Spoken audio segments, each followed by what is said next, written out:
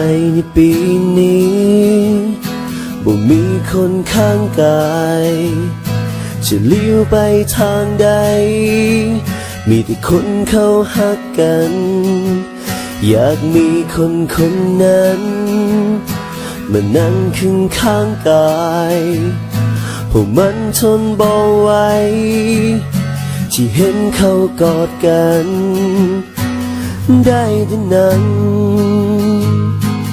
เบิ่งเขาหักกันมันเจ็บมันซ้ำในหัวใจอยากให้คืนนี้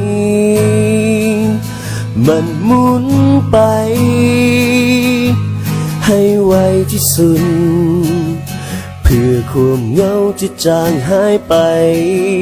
พอคนนี้บ่อยากทนหนาวเดียวดายอยากมีคนให้กอดนอนลงที่ตักสบตาแล้วก็บอกฮักเขาดาวไปพร้อมกัน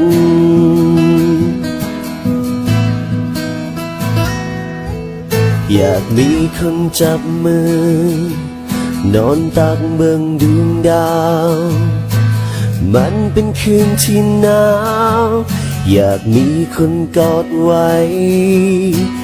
ได้แต่นั่งเบิ่งเขาหักกัน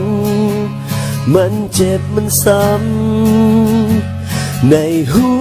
วใจ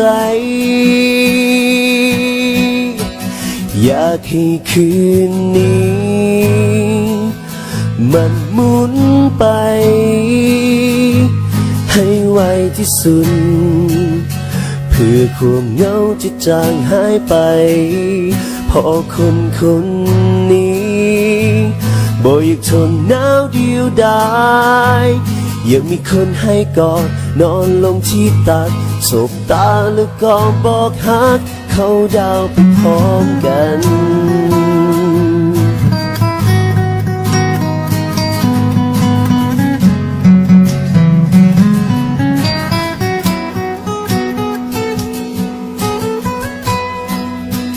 อยากให้คืนนี้มันหมุนไป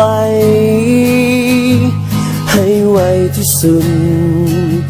เพื่อความเหงาที่จางหายไปพอคนนี้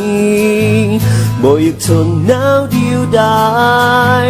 อยากมีคนให้กอดนอนลงที่ตักสบตาแล้วก็บอกฮักเขาดาวไปพร้อมกัน